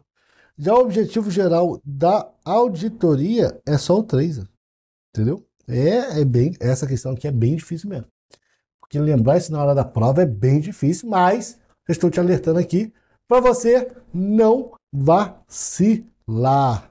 Beleza? Então, os objetivos gerais do auditor, em todos os casos em que não for possível obter segurança razoável, já que o objetivo geral dele é obter segurança razoável. Mas e nos casos que não for possível? Então, em todos os casos que não for possível obter segurança razoável, e a opinião com ressalva, porque ele pode emitir opinião com ressalva, for insuficiente nas circunstâncias para atender os usuários previstos, as NBCTAs requerem que o auditor se abstenha de emitir uma opinião ou renuncie ao trabalho, quando a renúncia for possível, lógico. Então, o objetivo dele é obter segurança razoável, é emitir uma opinião. Ele pode emitir uma opinião, né? Beleza, mas pode emitir também uma opinião, assim, com ressalva. Mas, ainda assim, não é possível emitir uma opinião com ressalva.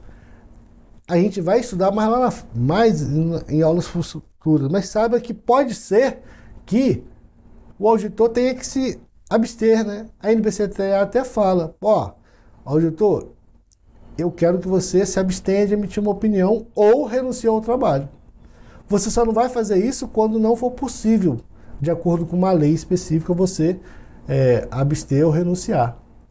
Mas perceba que existe a possibilidade do auditor até ter que se abster de uma opinião ou renunciar ao trabalho em determinados casos, que a gente vai estudar mais lá na frente, vai ser bem legal, vocês vão gostar nessa hora, né? Assim, é muita informação, mas que a gente vai trabalhar aos poucos, e aí você vai entender bem como a gente vai pensar em auditoria. Essa aula aqui é para a gente fazer a introdução de vários assuntos e já explorar alguns temas que estão sempre presentes na prova, como eu mostrei para você, que é a pegadinha ali de objetivo geral da auditoria e do auditor.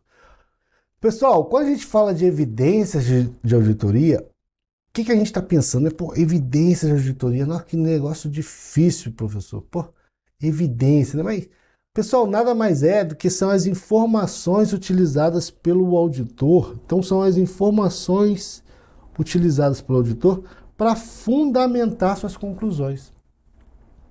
É só isso, professor. Então, acabou a matéria? Cara, poderia até acabar, né?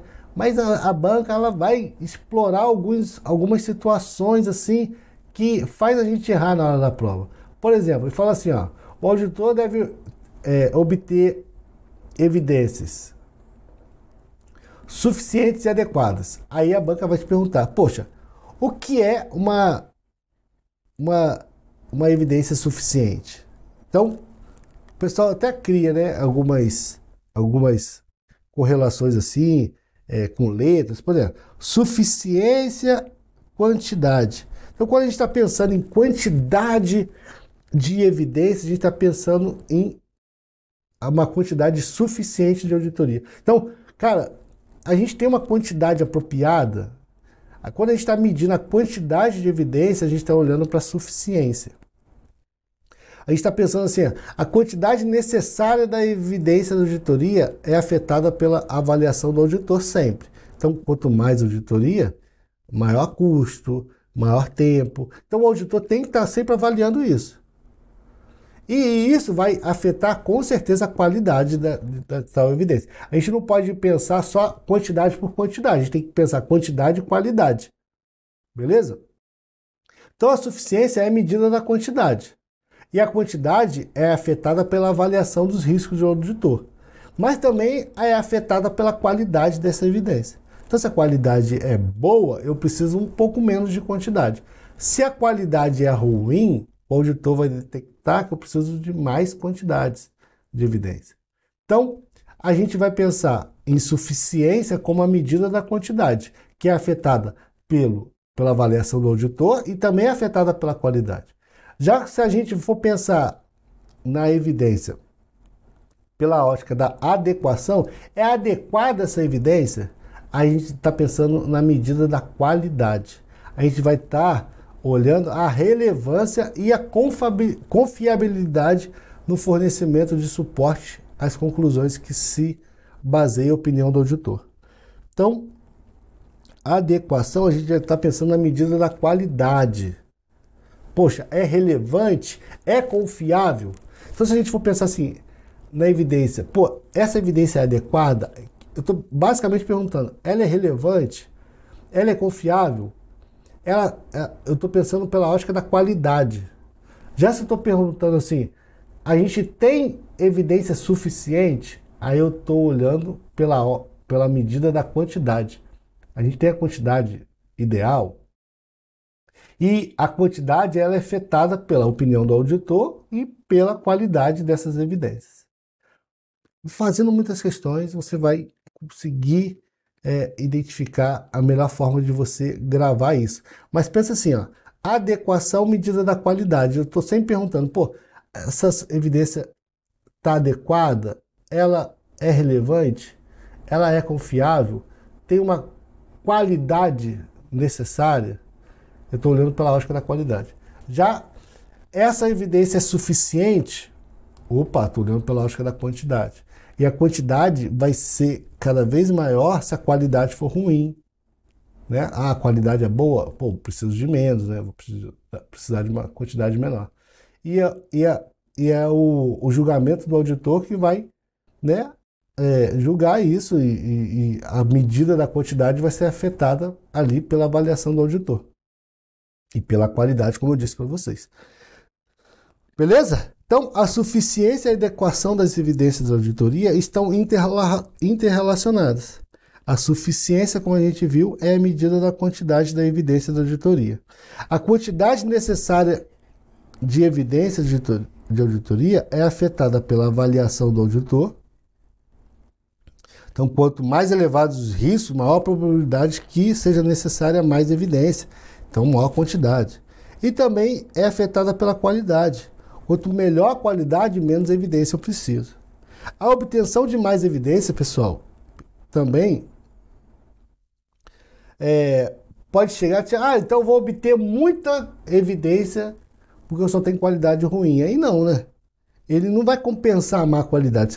O auditor tem que buscar uma boa qualidade de evidência e achar a quantidade ideal de acordo com a qualidade da evidência. Agora não adianta eu ter só péssima qualidade, péssimas evidências e querer pegar um monte de coisa achando que isso vai compensar a qualidade. Não. Isso não compensa a má qualidade das evidências, tá? Beleza? Vamos continuar aqui.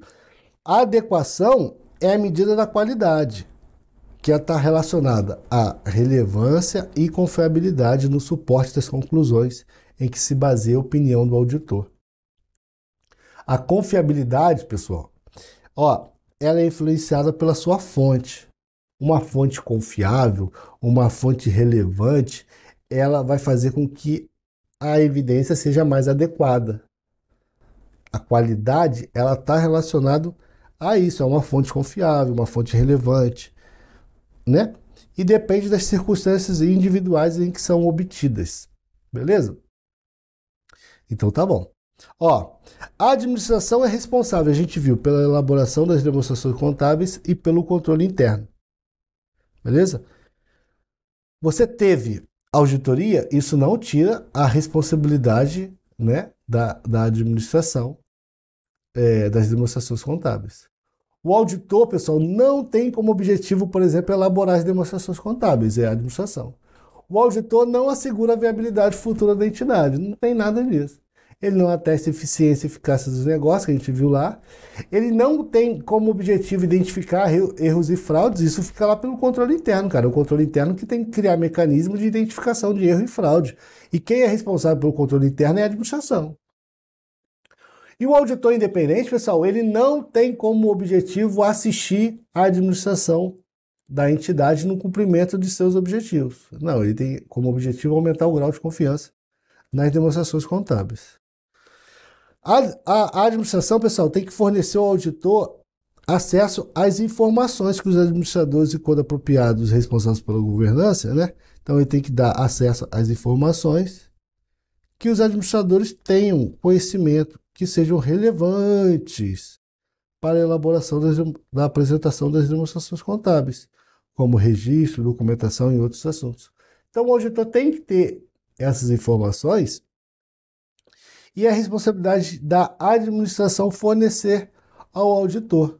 Além disso, o auditor pode querer mais, né? Poxa, eu preciso de mais informações e a administração ele tem como obrigação, né, responsabilidade, fornecer ao auditor quaisquer informações adicionais que o auditor possa solicitar da administração.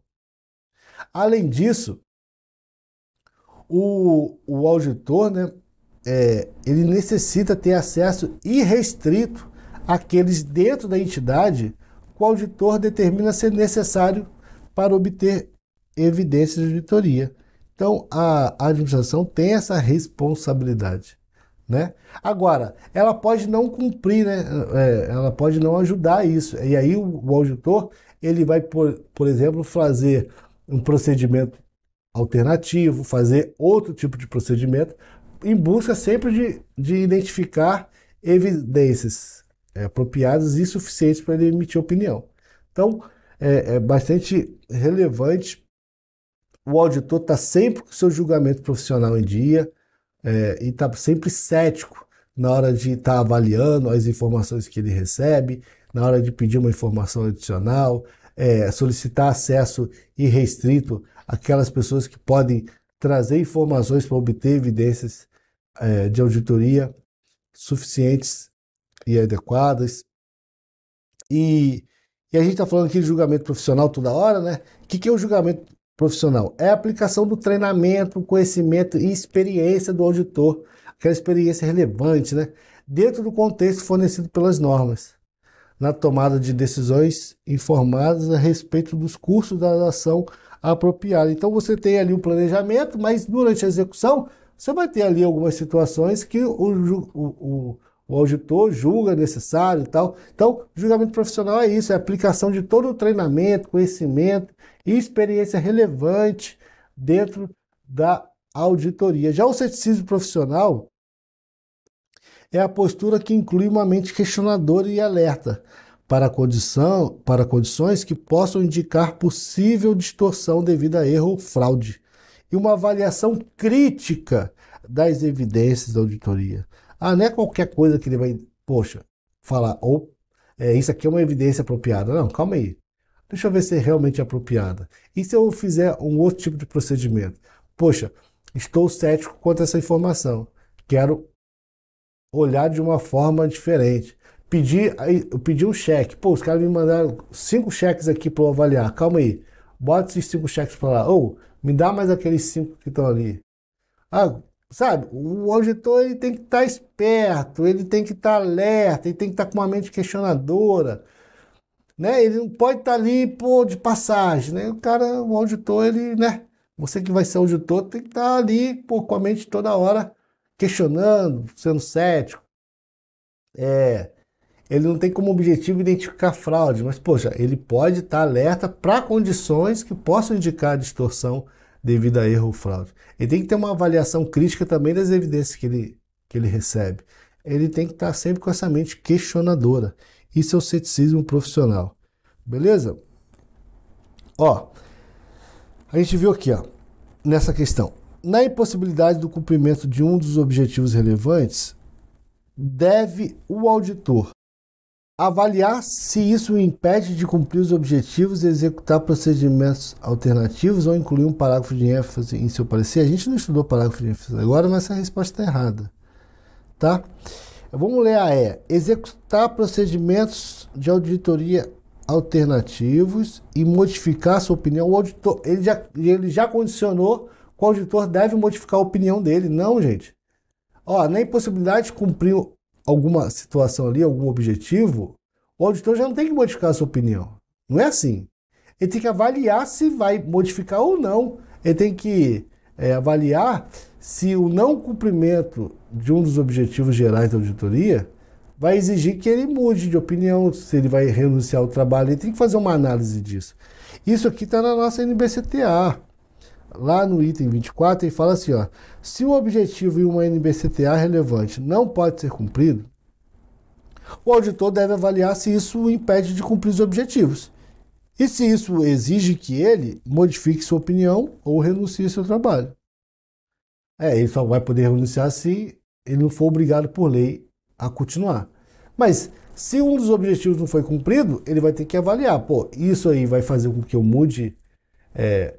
modifique minha opinião? Pode ser que não modifique. Pode ser que ele consiga, por intermédio de procedimentos alternativos, manter a opinião dele. Mas também pode ser que ele tenha que modificar ou até renunciar ao trabalho. Por isso que a resposta aqui, pessoal, é a letra B, que é exatamente o texto que a gente viu. Aqui ele falou executar procedimentos alternativos e avaliar se isso exige que ele renuncie ao trabalho. Faltou aqui falar sobre a modificação da opinião, avaliar se isso impede de cumprir os objetivos gerais da auditoria e renunciar ao trabalho. Não. É se isso exige que ele modifique ou renuncie ao trabalho. A resposta é a letra B, tá? Para finalizar, pessoal, vamos falar sobre os princípios éticos que o auditor tem e que estão previstos na NBCTA 200. A gente está falando aqui sempre do auditor, toda hora falando sobre o auditor, e a gente tem que falar dos requisitos éticos que são importantes para você levar para a prova, porque, cara, cai demais. Ó, pense algo que cai muito. A gente tem, assim, princípios fundamentais da ética do profissional, que a gente está aqui tratando do auditor. Então, Princípios éticos. Princípios éticos para o auditor. Eu gravo assim, ó. C3 ZOI. Então aqui a gente tem três que começa com C, Z, O, I. Beleza? C3 ZOI. Aí a gente tem integridade. A gente vai lembrar aqui de franco, honesto, direito. O cara é íntegro, ele é franco, ele é honesto, ele é direito. Objetivo. Então, o auditor ele deve trabalhar com objetividade. Ele não pode comprometer seu julgamento profissional com subjetividade. Ele tem que ser objetivo, ele tem que trabalhar com objetividade. Com isso, se ele trabalhar com objetividade, ele não vai comprometer seu julgamento profissional. Beleza? Competência profissional e devido zelo. É atingir e manter o conhecimento e habilidade de forma cuidadosa, de forma exaustiva, tempestiva. Ele é competente, né? Ele consegue manter o seu conhecimento e habilidade no trabalho de auditoria. Ele age com zelo, ele age de forma cuidadosa e age na hora certa, tempestiva, mas também pelo caminho que tem que, pelo tempo que tem que fazer aquilo, que a gente vai pensar mais na parte exaustiva. Então, ele é competente porque ele consegue manter o conhecimento e habilidade dentro da auditoria de forma cuidadosa, exaustiva e tempestiva, que é a parte do zelo. Agora, outro princípio super importante, que é a parte do sigilo, confidencialidade. Cara, ele tem que respeitar o sigilo, não divulgar informação a terceiro, nem usar para obter vantagem ilícita. Além disso, ele tem que ter um comportamento profissional, cumprir as leis e os regulamentos, para evitar a ação de desacreditar a profissão como um todo. Beleza? Então, a gente tem aqui, ó, questão da FGV 2022. Ele pediu para assinar uma que não é princípio ético do auditor, e aqui está honestidade. O auditor tem que ser honesto? Tem que ser honesto. Mas ele não está lá no rol da NBCTA 200 falando quais são os princípios fundamentais da ética profissional. Então, tá aí. Honestidade não está lá naquele rol, por isso que a gente vai marcá-la como errada. A gente sabe que o auditor tem que ser honesto sim, né? Fique esperto quanto a isso. O auditor deve cumprir as exigências éticas relevantes, inclusive as pertinentes à independência, no que se refere aos trabalhos de auditoria de demonstrações contábeis. Então, o auditor independente, ele tem que ser realmente independente, né? Além de cumprir as exigências técnicas relevantes para o cumprimento da sua auditoria. Pessoal, o auditor deve planejar e executar a auditoria com ceticismo, reconhecendo que podem existir circunstâncias que causam distorção relevante nas demonstrações contábeis. Além disso, o auditor deve exercer julgamento profissional e avaliar e planejar e executar a auditoria das demonstrações contábeis. São textos, pessoal, que está lá na nossa NBCTA 200 que eu estou trazendo aqui para vocês. A gente agora vai para o 17. Ele tem que ter, na parte lá de evidência de auditoria apropriada e suficiente, e risco de auditoria, a NBCTA 200 diz o seguinte: para obter segurança razoável, o auditor deve obter evidências de auditoria apropriada e suficiente para reduzir o risco de auditoria a um nível aceitavelmente baixo e, com isso, possibilitar a ele obter conclusões razoáveis e nelas basear a sua opinião. O auditor deve observar todas as NBCTAs relevantes para a auditoria. Uma NBCTA é relevante para a auditoria quando ela está em vigor e as circunstâncias tratadas nela existem nessa situação específica. Então, o auditor deve observar todas as NBCTAs relevantes para aquela auditoria. Já na condução da auditoria, o que o auditor deve fazer? Ele deve entender o texto inteiro de cada NBCTA. Poxa, isso. Então, o auditor tem que entender o texto inteiro? Tem. Inclusive sua aplicação e outros materiais explicativos, para entender os seus objetivos e aplicar as suas exigências adequadamente. Ainda nessa condução da auditoria, o auditor não deve declarar conformidade com as normas no seu relatório, a menos que ele tenha ali cumprido as exigências desta norma e de todas as demais normas relevantes. Então, ele só pode declarar conformidade se ele cumpriu. Ele não pode declarar conformidade a menos que ele tenha cumprido todas as normas de exigência. Se ele cumpriu, ele pode. Se ele não cumpriu, ele não pode. E eu vou trazer uma questão da FGV de auditor fiscal que trabalha isso muito bem. Então, com relação à condução da auditoria em conformidade, vamos avaliar aqui se é verdadeiro ou falso. Então, o auditor deve observar todas as NBCTAs? Dá medo de marcar todas, né? Mas a gente viu que sim. Ele tem que observar todas as normas, todas as NBCTs que estão em vigor e onde as circunstâncias tratadas existem na situação específica. Ele deve entender o texto inteiro de cada NBCTA, inclusive a sua aplicação, para entender os seus objetivos. Então, ó, já eliminamos essas duas aqui. O auditor não deve declarar conformidade a menos que ele tenha cumprido as exigências de todas as NBCTAs relevantes. Então, a resposta é a letra A, foi exatamente os itens 17, 18 e 19 da norma que a FGV foi lá e colocou na sua prova. E ela faz isso mesmo. Então, todas verdadeiras, tranquilinha, né? 21. A pegadinha ali é usar a palavra todas, né? Todos. Aí o cara se assusta, acaba não marcando. Mas você viu aí que o auditor ele deve observar todas as NBCTAs. Ele não pode falar que está em conformidade, a menos que ele tenha certeza que aplicou todas as NBCTAs relevantes, que ele entendeu todo o texto escrito. É assim mesmo. O auditor ele tem que saber tudo sobre a NBCTA. E por isso que você está aqui até agora nessa aula, quase 1h45 de aula. E é isso aí mesmo, para a gente poder saber tudo sobre esse assunto. Beleza? Então a gente viu aí, né? Os objetivos declarados em NBCTAs individuais, ele diz assim, ó, nesse capítulo, nesse tópico. O item 21, para atingir os objetivos gerais do auditor, ele deve utilizar os procedimentos estabelecidos nas NBCTAs relevantes ao planejar e executar a auditoria. Determinar se são necessários quaisquer procedimentos de auditoria e avaliar se foi obtida evidência de auditoria apropriada e suficiente. Então, dessa forma, ele vai atingir os objetivos gerais dele. Aplicar os procedimentos corretos e verificar, né, se as evidências de auditoria apropriadas e suficiente obtidas são apropriadas.